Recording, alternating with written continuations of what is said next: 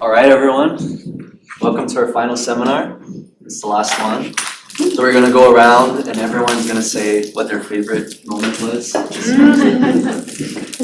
But today we have our own Zeeshan presenting. Zeeshan is a fifth-year Ph.D. candidate in mechanical engineering at UNH, working on the surface and mixing dynamics of turbulent buoyant plumes in the ocean hydrodynamics lab under the supervision of Dept. He receives his master's degree in mechanical engineering from Oklahoma State University in 2019. So please welcome him.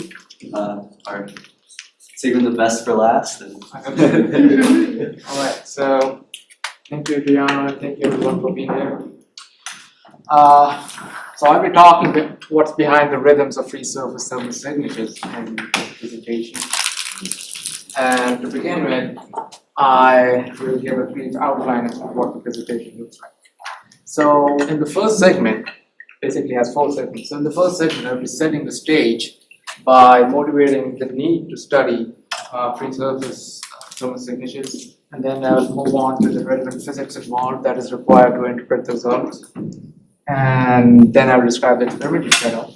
And in the second segment, I'll be unlocking some thermal patterns, and this is mostly thermal image processing. So I'm going from raw thermal fields to getting surface velocity fields. What are the processes involved? And this is where a significant chunk of this presentation will be focused on. I'll then describe results. And this is where I'll reveal the 2 behaviors that I've been talking about in the title. And finally, I'll try to make sense of it all. So, when one speaks of thermal signatures, the word plume comes to mind, which has immense geophysical relevance. And that must be of interest to the audience over here. So, for example, we have active submarine volcanoes that are spewing mantle-derived solutes and heat into our waters. So it's pretty dangerous to be around one of these, but it would be really handy if we could be able to understand or estimate how much of this submarine volcanoes are spewing stuff into our waters. Another example is the discharge of subglacial meltwater. Ice sheets are melting at an accelerated rate, so it would be interesting. They present, pretty dangerous scenarios. It's pretty dangerous to be around one of these. So it would be nice if you would just observe the free surface and see what we can tell how much the ice is melting underneath the surface. And similarly, we have hydrothermal vents. Okay, these are similar to what volcanoes are, but they do something that the volcanoes do on a regular basis. Again, same motivation. Mantle-derived heat and solutes are being dissolved in the water, so it would be really beneficial if we were to be able to estimate how these are behaving by just looking at the surface. So, it is safe to say that the transportation of mass and heat by plumes is important, and that is because they play a significant role in affecting crucial ecosystems. So, based on this, what I have so far is that the plumes transport heat and mass through entrainment. Okay, and I also know when entrainment is a significant part of the subsurface dynamics. Okay? It is a multi-scale process that the physics of which I'll describe in a bit. But directly examining subsurface flow is dangerous to both life and equipment. It is time-consuming and also expensive. So, what's the work around this? The question that I pose is that can subsurface flow be assessed using free surface dynamics? Okay, so that's the question in prime that I'm trying to sort of investigate in this presentation. And more elaborately put, what are the key detectable free surface features of a submerged vertical plume, and how do they relate to the subsurface flow and source conditions? So this is the more elaborate scenario that I'm sort of trying to get in. The scope of physics is basically comprises of 2 components. One is the physics of turbulent plumes, and this deals with how plumes entrain. I'll be talking about the physical mechanism of entrainment. And then in the second half is the physics of free surface turbulence, like what drives free surface turbulence. Okay. So to begin with, say we have the source which is spewing something into the ambient fluid. So we have a turbulent core, and we also have non-chaotic ambient fluid. There is as the flow evolves, the buoyancy and the velocity profiles also evolve in some manner. And what's happening within this is like large eddies, which are shuffling the momentum and stuff within the turbulent core quite vigorously. And in doing so, they entrain a parcel of fluid which might be lying over here. They induce that parcel of fluid to sort of come towards the turbulent core. And this is the large-scale component of the entraining process. Okay. On the other end of the turbulent spectrum, which is a multi-scale process anyways, we have these small scales which are operating on these little edges. Okay. This is termed as small-scale nibbling. So the flow is nibbling in the literal sense of the word onto the ambient fluid. Okay. And the models have been proposed to this back in the early 1950s or mid-1950s. And what this process is occurring through is the turbulent non-turbulent interface. The turbulent non-turbulent interface is an example of a shear layer kind of phenomenon, which has its interesting physics, which I won't be getting into this in this presentation. But it is suffice to say that in terms of the physical description of entrainment, it begins with engulfment, which is a large-scale process, and it terminates with the nibbling process at the turbulent non-turbulent interface. Okay. Now, what I have over here is a submerged plume impinging at the free surface. Okay, so I'm shifting gears quite a bit. So this deals with the free surface, and if I run this video, you can see that there is some sort of a transition because there are crinkled patterns at the surface, and what this is telling me is that 3D subsurface flow is transitioning to a quasi 2D free surface flow. So I say quasi because it's not strictly two-dimensional because of the perturbations of the surface itself. And then there are characteristic features, for instance, the region in which there are zones of upwelling motions. Okay, so one can sort of see how rich the patterns tend to be, and this was based on the data that provided to us by Jere, and even in a lab kind of setup, it's pretty rich. So one can imagine that in the field, it will be incredibly complex. Okay. In terms of a more clean schematic, this is what's happening. We have, say, a free surface which is essentially unperturbed. And as the flow impinges on it, there's this thin viscous layer that forms at the upper edge. And underneath it is the source layer thickness of air. Okay. Now, the maximum excursion from the static level defines how smooth the surface is. And if this excursion is significantly smaller than the larger scales impinging on the free surface interface, then it is, to a reasonable approximation, it can be said that the free surface is kind of smooth. Okay. Then, of course, we have the free subsurface flow doing all this. And what one can also appreciate is that the free surface acts as a type of a shear layer. Okay. So it behaves like a viscous layer near the surface. It is behaving inertial farther out. Okay. In terms of a more clean schematic, in terms of the vorticity dynamics, there are two key processes that are happening at the free surface. One is the vortex detachment, and the other is the reattachment of the vortex that has detached with some portion of itself. We have a secondary vortex, okay, which is we have a primary vortex ring which is approaching the free surface, and in this stage it is just tilting and stretching as it would in a case of homogeneous isotropic turbulence. That is also a wild assumption to make, but nonetheless I'll proceed with it. Inviscid attenuation of surface normal vorticity is what happens in stage 2 and stage 3, and this happens within that region of source layer. Okay, so the vortex stretching continues, but the modulation of the momentum from the streamwise direction to the radial direction occurs due to inertial effects within the source layer. And finally, within the viscous layer, or combination of source layer and viscous layer, it sort of water stretching intensifies, and it intensifies to the point that this region gets extremely thin. And when it gets extremely thin, viscosity takes over to pull the plug on the show, and the detachment process finishes, and the vortex sort of reattaches itself to the free surface. So this is a bird's eye view of what might be happening, or what is happening when a isolated water string is made to approach the beach. Okay. So the question is, what makes the surface flat yet interesting? Because if I have a stronger source, it is likely to perturb the flow or the free surface in a way that would render it not smooth, in other words. Okay. So given the schematic, I have two important mechanisms that are happening.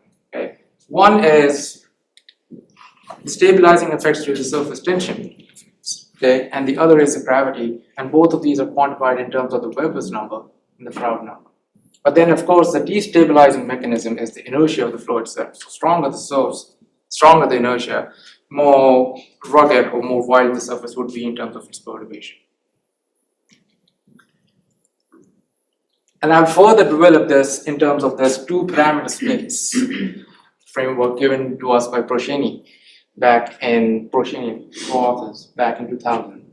So what's happening is that we'll have to focus on this dashed line. Regions beneath this correspond to a certain range of French number, less than 100, and the one that's above is greater than 100.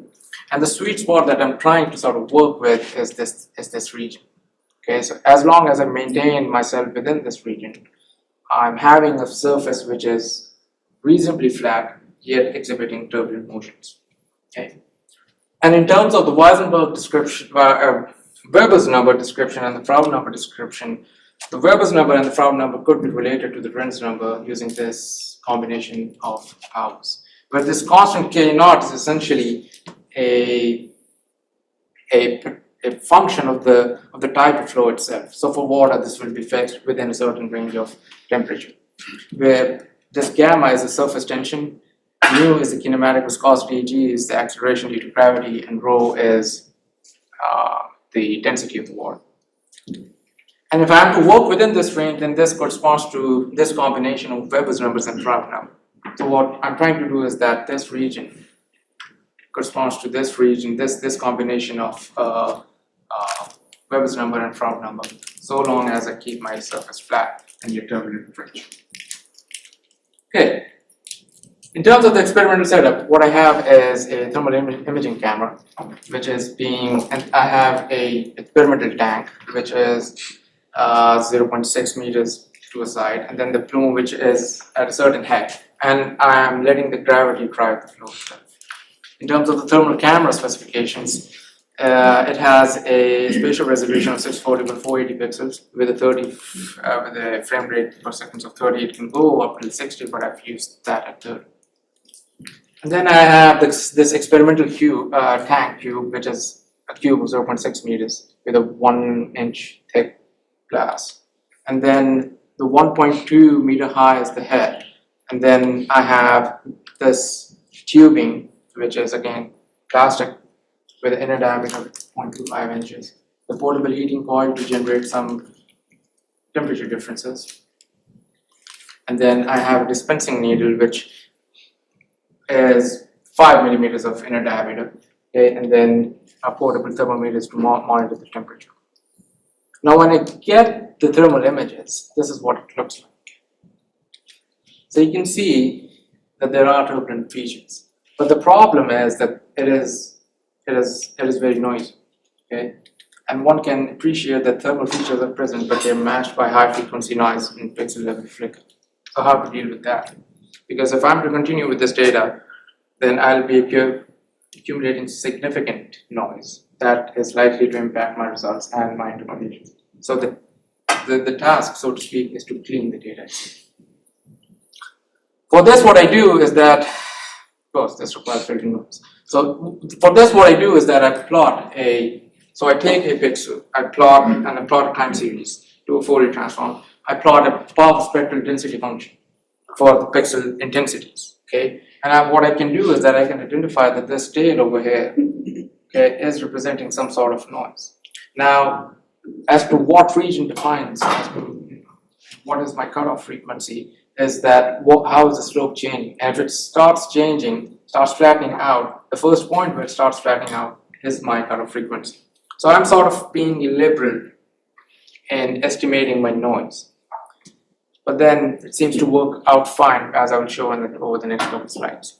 So in essence, this is my noise flow. And the total energy captured in terms of the signal that I see captured through the thermal is this. Okay. Now, in terms of the noise, this is my noise flow. And if I'm trying to capture the pure part of the signal, okay, I have this. And for one of the conditions, it showed that 87% is the ratio. So 87% of what I measure is pure, rest is noise. And I'll be using this threshold for orthogonally decomposed modes in my next step. Okay, so what I do is that I plot the spectral density function for the pixel intensities. I estimate what fraction of what I'm measuring is pure and what fraction of it is noise. Okay, so that will help me figure out how much information should I retain and how much should I discard. Reconstruction through decomposition is what I'm trying to do essentially, and for that I use proper orthogonal decomposition. So it is a data-driven version of Fourier decomposition. It is based on the flow itself. Okay, so I'm finding the most energetic modes or the patterns in the data set, and then I rank those modes by energy to reconstruct the original signal. In other words, if I'm to deal with, say, music, I'm just looking at the dominant chords in music and not all the individual notes, because I'm just looking at the dominant patterns that are sufficient for me to reconstruct without having to go all the details of the flow. Okay. So applying Ph.D. to thermal images requires a certain series of steps. For instance, I'll have to stack all the thermal images into a data matrix. I have to subtract the temporal mean from each image to get the covariance matrix. And once I do that, I compute its eigenvectors and modes, and those modes are the eigenvalues, in other words. And the magnitude of these retains actually tells me how dominant that mode is.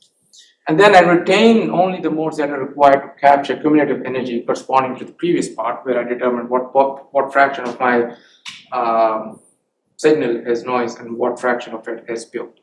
Okay, and then I finally project my data onto modes to reconstruct the denoised images. When I do so, this is what I get. Okay, so you see on the left, this is the noisy image, this is the reconstructed image, and this is what I see as the difference. And all I'm capturing is pixel level flicker. And I don't know if anything is to tell me about the flow, but I'm also losing some of the patterns, okay, as they emerge. But that is the price that I have to pay while filtering noise, because the small scales will be modeled with noise anyways, okay? But in this scheme, I'm sort of reasonably reconstructing, filtering out the noise. So even though I get these images, they're clean, but they're not clean enough. Because what I see is that there are thermal patterns which are visible, but they blend into adjacent areas. So how do I make this portion distinct from something which is not that intense in terms of its temperature or pixel level intensity?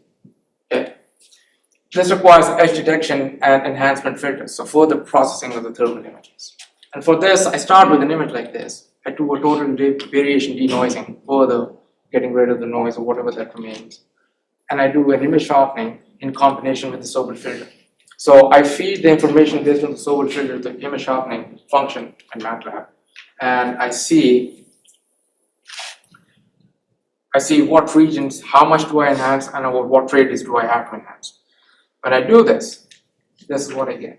So what you can see is that, so for instance, if you focus on this pattern, it is retained over there, but it is more prominent. I also captured this ridge, which is a dark spot over there. And this is what I'm trying to get at the end of the day, because I want rich thermal features to be at the surface.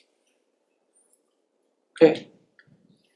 So while the patterns are significantly enhanced, there are two cores for velocimetric analysis. And this requires obtaining thermal patterns for accurate velocity vectors. Okay.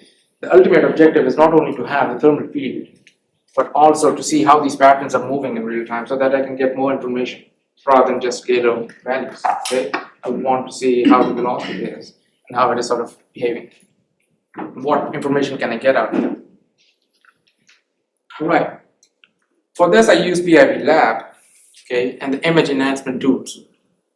For this, it basically comprises of two filters. One is the Klahe filter, which is short for contrast limited adaptive histogram equalization. What I have is that I divide images into small regions, okay, that defines the filter size in pixels, the filter that I'm trying to use.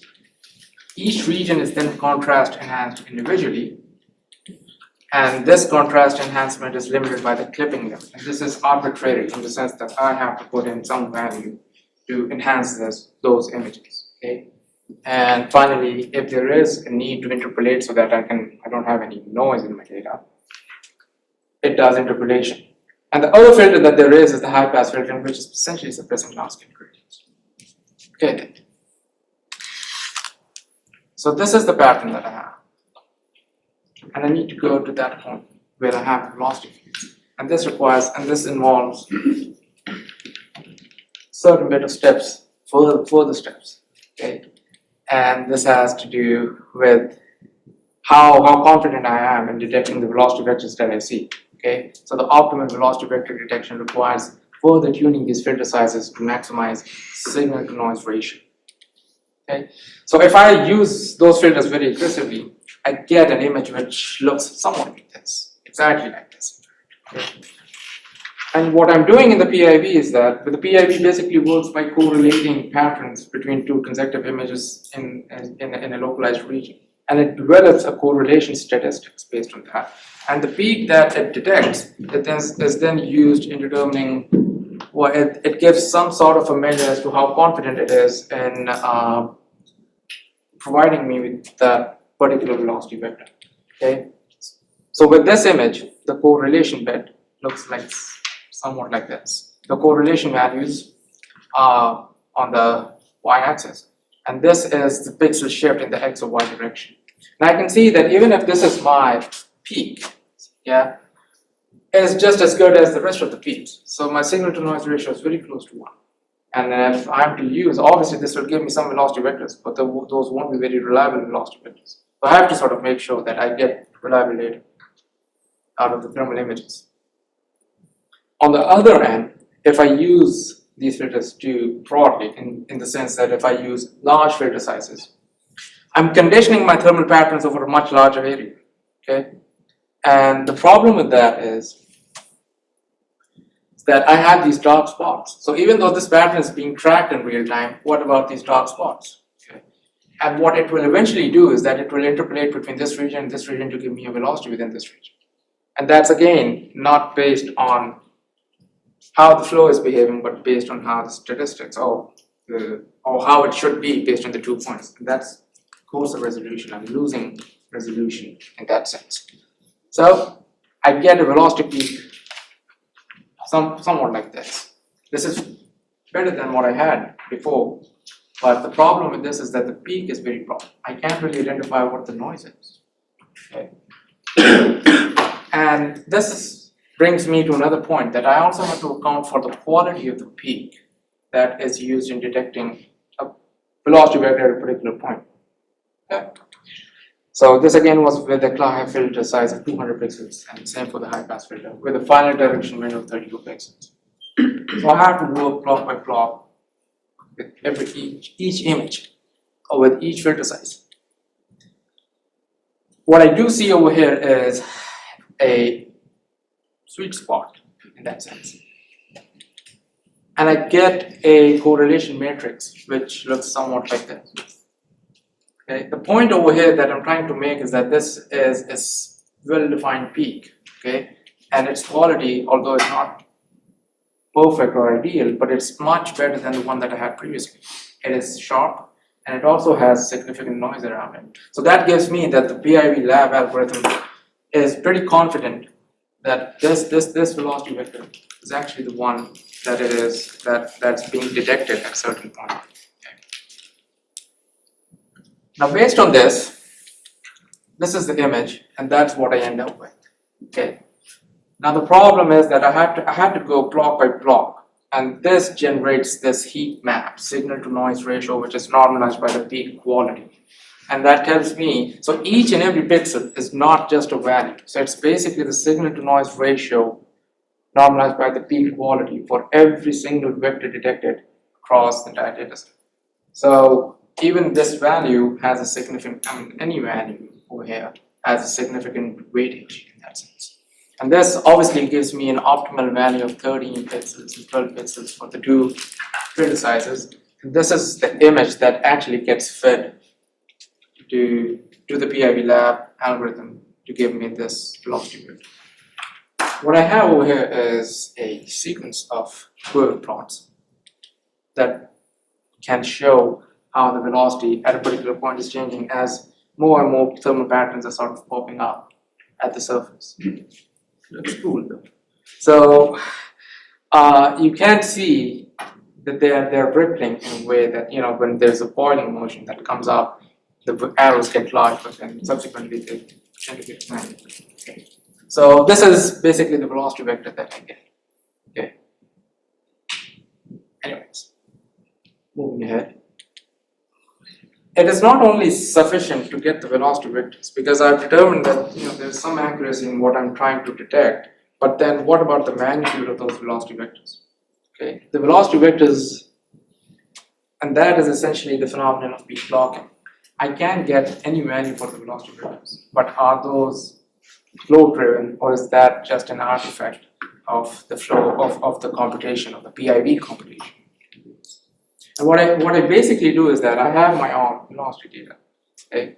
I have them scaled from meters per second to pixel per frame, and I draw a histogram. Now obviously these are expected to peak because of what I'm looking at, something is real, and it does have some definitive structure. Okay? But there is no peak clocking in the sense that there is no integer value displacement. So what a peak clocking plot would look like is this. Since I have something which is relatively smooth except that it peaks, and the reason why it peaks at two spots is because I'm measuring my velocities in x and y Cartesian coordinates. The flow is behaving in the radial coordinate system. So you see the flow to be spreading radially from the center point. So even though I have velocity at this point, it turns out to be 2 meters per second, but at this point it is minus 2 meters per second. So that's why I tend to see these peaks, which are centered around 0. Okay then, what I do next is some sort of a zero displacement test. And I term this as pseudo because it's not exactly the zero displacement test that is done typically in PIV. So what I've done is that I've taken an image, I've cloned that image. Okay, so it's essentially the two images, same pattern, from the same time step. And I process them slightly differently. So say if I chose 13 pixels and 12 pixels for the two filters, I'm just only using 14 pixels for one of the filters, and remaining the high pass filter size remains the same. Okay? And I feed that to the PIV algorithm to make it think that it is two different images at two different instances in time. Okay? If it were to really know what I was doing, it would give me no velocity vectors. Okay? Because essentially that's the same timestamp. But the fact that the patterns have slightly changed, this gives me an error of how much my PIV pipeline process is sensitive to the different filter sizes that I use. Okay. Now the vector sizes that I have over here are enlarged so that you guys could see. Otherwise, they're pretty small. This is actually 2 millimeters per second. So this is essentially, this histogram is based on whatever velocity vectors that we have over here. So the distribution of this is such that 95% of the data points lie within this pink region, and this is plus minus 2 millimeters per second. My typical velocities at the surface is around the order of centimeters per second, so that is telling me at the most I am capturing 10% error in the magnitude of the vectors, velocity vectors. The shape of these vectors, the shape of this histogram, also turns out to be Gaussian, or looks like Gaussian because it is capturing the molecular noise, the sensitivity of my PIV pipeline process, and this numerical noise essentially. So having established that my velocity vectors are reasonably detected, and the magnitude is also somewhat reliable, I would like to revisit the outline. So I started by setting the stage, and I talked about in detail about unlocking those patterns, thermal patterns. And now I'll move on to reveal the behaviors that I observed before trying to make sense of it in terms of the physics that I talked about in the first segment of the presentation. So what I have over here is a plot that changes with increasing Reynolds number. This is the thermal length scales. So my thermal length scales are essentially decreasing with increasing Reynolds number. And one would have that expectation based on the patterns that we saw, because they will get finer and finer with increasing source flow rate. Okay, so in other words, the dominant thermal length scales decrease with increasing Reynolds number, and the thermal patches get finer, because if I'm increasing the source flow rate, I'm also increasing the mean flow. I'm making it more stronger, and the shading effects will get stronger. So the turbulent would be more vigorous in teasing portions of itself into finer and finer strands, and that's why I get thermal length scale decreasing. What I have over here is the integral length scales, and this is based on the momentum. Surprisingly enough, and this is based on the velocity data. Surprisingly enough, I don't see that much variation. If any, I would see that it is only slightly increasing with increasing Reynolds number. But the safe conclusion, and that is susceptible to my resolution issues, because my resolution is not perfect in the world, but it's still somewhat reasonable. Okay, so the dominant length scale is locked to the flow geometry, and I've termed that as LR sub S. So the dominant length scales remain mainly independent of the source flow rates. This is the conclusion that I get out of this. Now, how does one account for the increased flow rate at the source? Because I essentially have two conditions with different source flow rates. Okay, so what I did for this is that I took the mean profile. A queer plot is shown over here.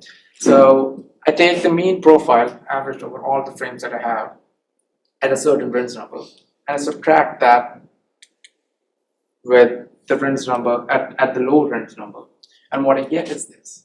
So this is the difference, and this is telling me that the increased source flow rate is actually made up by the enhanced radial flow.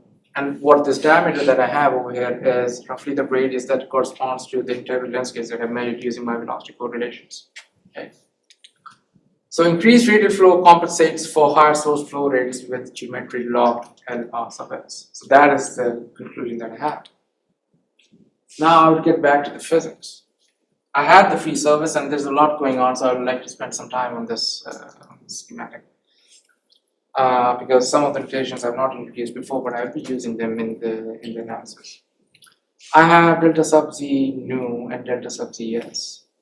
This corresponds to the thickness of the source layer. This corresponds to the thickness of the viscous layer. My flow is assumed to be relatively muted in the vertical direction, approximately muted in the vertical direction, because there is some decent amount of suppression going on for the vertical momentum. You also have a strong vertical. So you have U theta sub S and U R sub S as non-zero, because the flow is evolving at the surface, so it can't be zero. Okay? But underneath this, just as the flow is about to hit the free surface, all three components will be non-zero. Okay, and then of course we have the acceleration due to gravity, and then I've defined the notations where LR sub S is the characteristic length scale made due to the velocity fields at the surface. And I would like to stress on this point that this UZ sub aesthetic is basically a scale of the velocity of the vertical momentum of the flow just as it is about to hit the free surface. And finally, I'm working in a radial coordinate system, or polar coordinate system, cylindrical coordinate system. Okay, getting back to the point that the source layer is sort of distributing the streamwise momentum in the cross-stream direction, and the viscous layer is dampening the streamwise momentum. I continue with this. So say I have a source. Okay, the flow evolves, and as it evolves, it does so with a certain flow rate at the source, and as it evolves, it entrains, so it spreads. So beyond a certain region, at a certain region downstream, the effective flow rate would be 1 plus some fraction times the original source flow rate. Okay. At this point, it will obviously have some velocity profile. I'm not considering the buoyancy profile because I'm talking about the conservation of mass, which is conserved nonetheless if there is buoyancy or not. So it doesn't really matter in that sense. And I can also define some characteristic area of the flow at this point. There's some characteristic velocity at this point. Okay, based on this, I just reshuffle equations and I find some expression for the area of the flow itself at this point. And then I can further refine this in terms of defining my characteristic scale, which is dH by 2, and this is the center line of the flow. And this dH is a dominant scale which is impinging at the free surface, not necessarily the one that I'm observing at the free surface. So I'm trying to develop a connection between what I observe and between what I think might be going on with the flow underneath it. Okay. Now try to bring the arguments of coherence in the zone of arrest. So if you remember, this is the free surface interface, which has certain thickness, delta. Now this delta could be termed as the zone of arrest, where streamwise momentum gets arrested and transferred radially. Okay, and some portion of it is done inertially, whereas the rest of it is essentially damping. So there is no transfer in the radial direction, except only that there is suppression in the vertical momentum. I'm defining the same length scale. Okay, so there are three possible scenarios. Okay, one, that this length scale delta, okay, is actually much smaller than d sub h. But if this were to be the case, then the scales of motion on the order of dh will flow through delta. Okay, so in some sense, it is violating the inertial structure of the flow itself. It would just go through if it were to be, and this seems like a physical situation for the range reference number that I'm working with. The other case is that delta is much larger than d sub h, so scales on the order of dh will ghost through delta. So they won't even feel any difference. They won't feel anything, that there is some, there's a free surface waiting up top, making them change their momentum. Okay. The logical conclusion, and again, these two scenarios are violating the inertia-driven structure of the scales. The third possible scenario is that this is on the order of d sub h, and this preserves the inertial requirements, because if the flow is to sort of modulate itself, it has to be reasonable enough in the way that it is able to accommodate to the requirements in due time. It can't just suddenly be, because I'm not dealing with compressible flows, I'm dealing with incompressible flows, so my Mach numbers are incredibly low. In terms of continuity, if this is the scale, if this is how I choose to scale the thickness, and this is the control volume that I define, okay, then this is the radial outflow that I don't exactly observe this based on the surface data, but I do observe this velocity vector, the upmost velocity vector, which should give me a scale of what the velocities are within this region. So this is radial outflow. So the flow is sort of has nowhere to go once it hits the free surface, so it will have to divert radially. That's what we observe in thermal images. And that this flow rate is related to the source flow rate using the entrainment coefficient. The effective mass volume flow rate could then be re-expressed in terms of the geometry of this cylindrical surface. So it is open from underneath. I should have been more reasonable in drawing this control volume. So it's open from underneath. So all I'm considering is how much is the flow sort of radially diverting. And this is an approximate on the order of manual analysis, not exact. Okay. So as the free surface is approached, the radial velocities get transferred. I mean, the magnitude of this radial of velocity made at the surface would actually approach the vertical momentum that the flow had at some point underneath the free surface. This essentially refers back to the radial transfer of streamwise momentum. And I'm also, and as I'm approaching the free surface, the vertical momentum is sort of getting damped, arrested, both by the viscous layer and the soft layer. So I can re-express the velocities over here as some part of, as some fraction of the Q effective and this area. Okay. Finally, what I do is that I combine this area with this one. Okay. Using this expression, I end up with this expression, which is not telling me of any explicit dependence of the length scales in terms of the velocity. Okay, so all it is telling me is that the source of the length scales that I'm measuring is some sort of a fixed function of the downstream distance from the source and the diameter of the source itself. So in other words, this gives me some confirmation that the length scales should be geometrically locked, and whatever I'm observing is not that unreasonable. Okay, it could be because I may have processed the data wrong, so it is just a way of justifying that I did not do that. And more importantly, if this thickness is to be on the order of dH and this is fixed relative to dH, then this length scale that I'm measuring is a direct proxy of the source layer thickness. So that's the other conclusion that I can have from this. Okay. So the joke is that the surface is free, it is just not free of troubles. And I have made some simplifying assumptions. Okay. Some of these troubles are of my own making, but most of them are because of the inherent structure of the flow. So for instance, the constant spread rate. That is a consequence of self-similarity. So self-similar flows, and self-similarity in itself implies that there is no imposed length scale. This is a mathematical argument. So there are no imposed length scales in the flow. It is essentially as if the flow were behaving in an unbounded domain or semi-infinite domain. I don't have that. I have a finite domain and have a free surface to make things worse. There's also a subtle difference in assuming a constant spread rate and an average spread rate. And I've sort of kept the definition loose of the alpha that I had in my previous slides because I'm not really sure which one is to be used. I would rather incline towards the average spread rate or entrainment rate. The other problem is that is the flow aware of the free surface at the source? I assume that it is not, but I think, and if I rationalize this thing a bit deeper, I think it is. And the reason why it is so is because of the Mach numbers.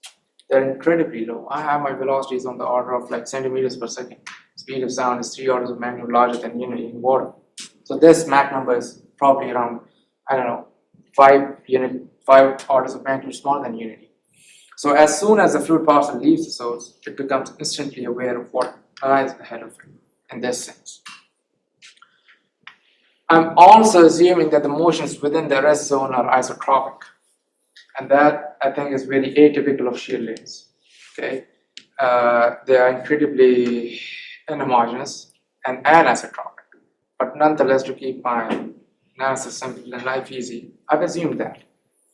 That again is not a justified assumption, but still, most of us really do that. Viscous layer. I don't really include viscous layer, but this is an easy problem because what this does is that it leads to higher order corrections. And it can be shown that these higher order corrections go like the inverse of the square root of the Reynolds number that I'm measuring at the surface. So the contribution would tend to be decreasing. But these arguments do not really hold in the limit of infinite Reynolds number because the framework that I'm working with is that I'm working within that sweet spot that I had in two-parameter space earlier on in the introduction slides. And of course, I lose a lot of spatial resolution in obtaining vectors. So I have some number of pixels, large number of pixels in thermal images, but that's the sacrifice I make when I'm only using thermal images and not some PIV setup. Okay. So reverting back to the problem that I had identified, I was interested in what are the key detectable free surface features of a submerged vertical plume. And how do they relate to the subsurface flow and source conditions? I went through some degree of processing, which included reconstruction through decomposition, feature enhancement, optimal pre-processing for PIV to get reliable velocity vectors, and then using those velocity vectors, validating the magnitude of those velocity vectors to see if I'm getting reasonable velocity vectors. And then I show in terms of my results that I have two behaviors. One, that the thermal length scales decrease with increasing flow rate, but the momentum-based length scales, they remain geometrically locked. And I try to make sense of it in terms of the entrainment arguments and the geometrically fixed source layer footprint that I observe at the surface. And I think that would conclude the talk.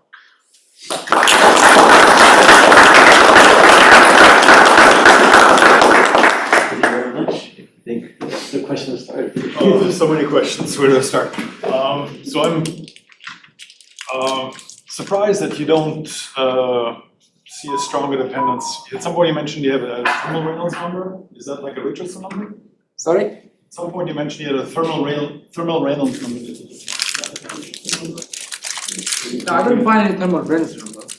I just define thermal length scales. So, scalar based length scales. I would expect it to scale with Richardson number in some. If you look at the momentum interval across what you're bringing in, the buoyancy term. So, I think this is more in terms of physics. So, there are two different spectrums, right? One for the scalar and one for the velocity, right? So temperature field behaves as if a passive scale, right? Those markers, the thermal markers, they're being influenced by the flow, so that their length scale decreasing is some sort of a measure of how intense the state of turbulence is. You're not measuring, you're just measuring velocity, right? So Now, I do measure temperature length scales based on how the pixel densities are varying across the flow. So that is giving me a measure of how the dominant length scales are over which there is appreciable change in temperature. So that's the thermal field. maybe I missed that part in the beginning. That's the thermal field, okay? And once we have the thermal fields, I track those patterns using PIV algorithm to obtain the velocity fields. And I compute the momentum length scales based on those velocity fields. This is what I'm trying. Could you mention what the frame rates were? 30. 30 hertz, and then you were playing the actual camera footage at the same frame rate as the PIV? Yeah. Yes.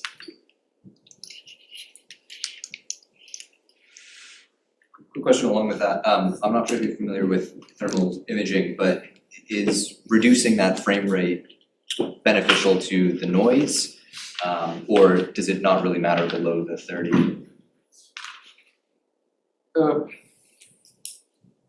The problem is that if I sort of go at low frequency, then I'm also sort of, I Is agree that with balance? that. But then it's a trade-off really, right?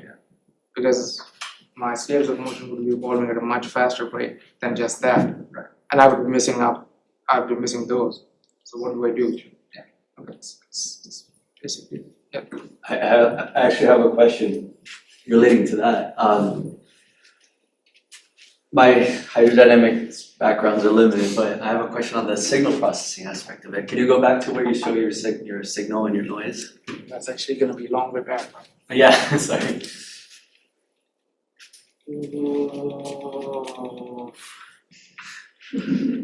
Faster. Fine.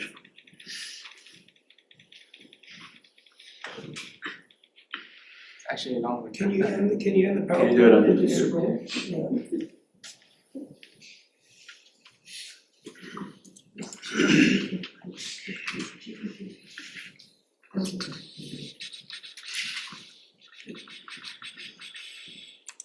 Yes. So you said that your pictures are at 30 hertz, right? Yeah. Do you think you're overestimating your noise floor? I think your noise floor is much lower than that, but you Yeah, just but have I'm- flickering. Yeah, so that's what I meant when I said that I've been making a liberal estimate of the noise floor. So this part of the process, this part of the analysis was just to give me some ballpark range number, right? But then what happens within this, during the reconstruction, is that I'm using 86% of the free stream, and that is still giving me, because if I run this image, which I will in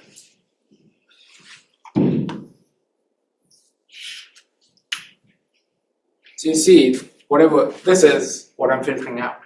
Yeah. And what is this? This is not flow to me. So this is just noise. That was there originally, right? But I don't have that.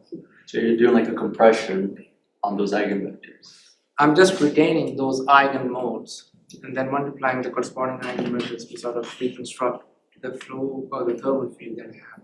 So I'm essentially filtering out this, right? I don't want that because there is a lot of, I'm not saying that this is pure because the noise would be spread across all wavebands of frequency ranges. But for example, if you were to put notch filters on those three Okay. flickering frequencies, do you think having that extra energy from those extra small eigenvectors would improve anything, or it's good enough as it is? I guess that's the question. It always becomes arbitrary at some point, right? How deep, how far did you go? So I guess it could, right? But then again, the subtle point over here is that I'm sort of, working between frequency domain and trying to sort of reconstruct something in the spatial domain.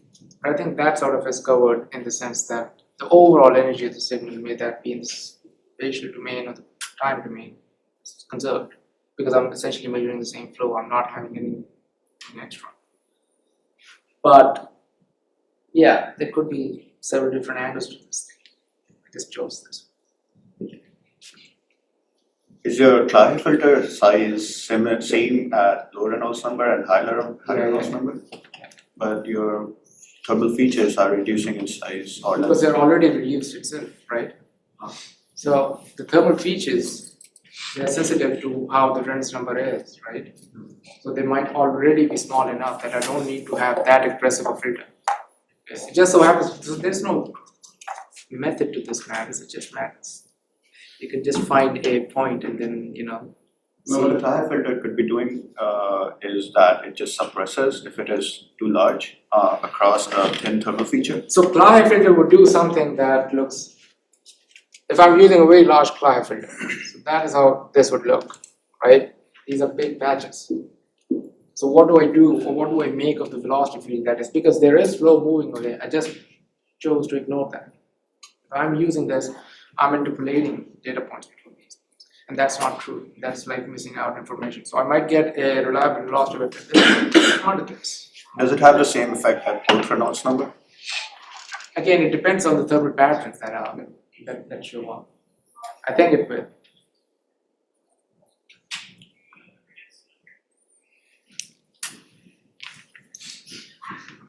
Me? Okay, yeah. Maybe I should go after you.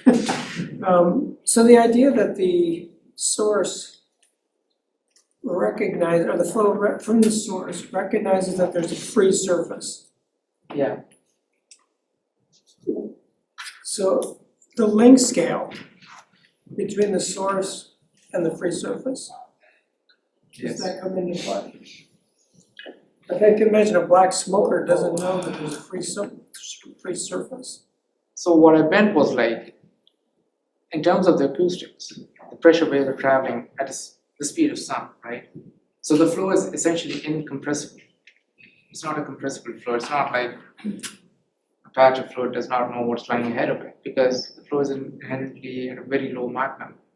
So the point that I was trying to make is that is the flow aware right off the bat?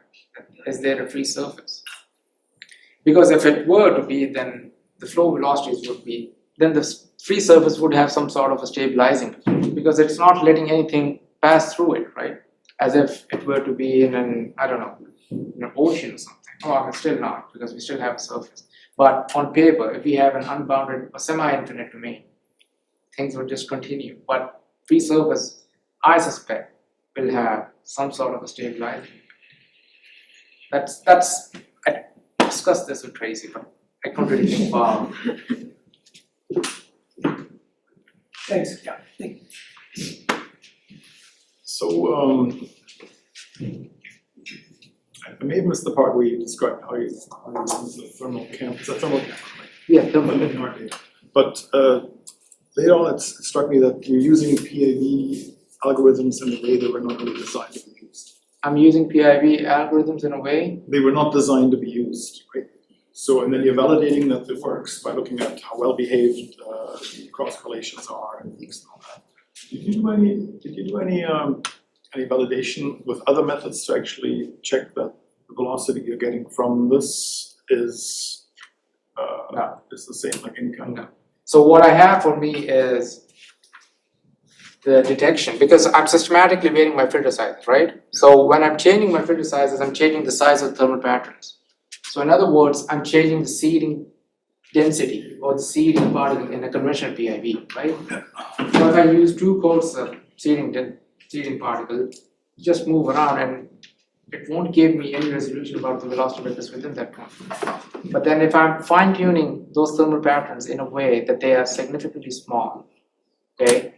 So that is what is going on essentially, is that when I move from this image to the one that is over here, this is essentially where I'm sort of increasing the seeding density, just not quite too much, because then that would give me a noisy flow. And this, What's your displacement compared to your integration size? so this is, so the initial integration window size was 64 pixels. The final was 32 with a 50% overlap in both.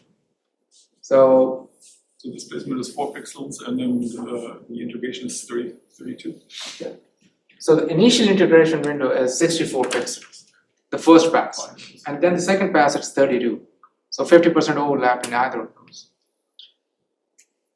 And I could, so it's all relative in the sense that, you know, I get a peak which is reliable enough in terms of like it is detecting a vector. Okay, I could further use or tweak the interrogation window sizes, right? I could go to say 24, say 48, or even 40, and I still get somewhat like this. But this again, at some point, it becomes arbitrary because I don't have any reference at this point as to what is a set pattern of methods to do. And it's really difficult to correlate. I mean, you have a flow rate that you're putting in. You cannot directly correlate it. You see at the surface. There's no hard measurement. So yeah, so that's essentially the target. I don't know anything. All I know is the source. And what I do next is observe the free surface. I don't know anything that's happening in between. I'm trying to ascertain what I observe in the free surface is that somewhat reasonably connected to, or could be related to the source itself. So limited information, maximum information out of that limited input. Yeah. So a related question about the techniques you use to get in the PIV algorithms to get the velocities. Is you have a somewhat smooth image. And you have the interrogation windows that you nest into different sizes as you go different passes. Did you use correlation techniques? Not just the covariance and the correlation? Because there's also, some people have used minimizing the mean square error. So what I've done is that, say, I run a PIV on this image, right? So that's with correlation. This image is what is being fed to the PIV, and it will compute a velocity vector. But how reliable is that is based on this. Because I have a well-defined peak, it is telling me that there is a point, that it is measuring a signal at this point. And that is reasonably sharp. And the fact that the peak is, you know, it's well-defined. It's not like a spike, but it's certainly a peak. So it is pretty confident that, you know, it has detected a velocity vector at this point. So that tells me that, okay, the PIV itself is confident. Because if I were to sort of go and see, compare this with this image, it's all crap. Because I don't know what my peak is. Is this the peak or is this the peak? Because it is in other ways confused. And it would just take the It minuscule. feels satisfactory. And I think partly because you have 4 pixel expected distances, but you have a much larger interrogation window. 32 to 64. 32 to 64. Yeah, okay. Thanks. Yeah. Okay, last question. Is it online? One question online. There's 2 parts. First part is from Savannah. For your thermal image reconstruction with pod, how many modes did you need to capture 86% of variance? I think 600 something for one of the conditions, and it was, I think, roughly around 750 or something. For the other, the total image frames were around 1800. And do individual modes have any physical meaning? For example, mode 1 contains the mean flow signal, such that they could be extrapolated to other plumes with, say, different source flow rates. So the problem with Ph.D. in itself is that the first mode is independent, and I talked with Tom on this. The second mode is dependent on the first one, and the third on the second one. So they're sort of all different. And I can imagine if there is a different mean flow, that's a different boundary condition. So that inherently would have some different solution in terms of its whatever universal solution they were to be in. So that would be different. So I don't think it depends from flow to flow. I hope that answers the question. Thank you. Round of applause.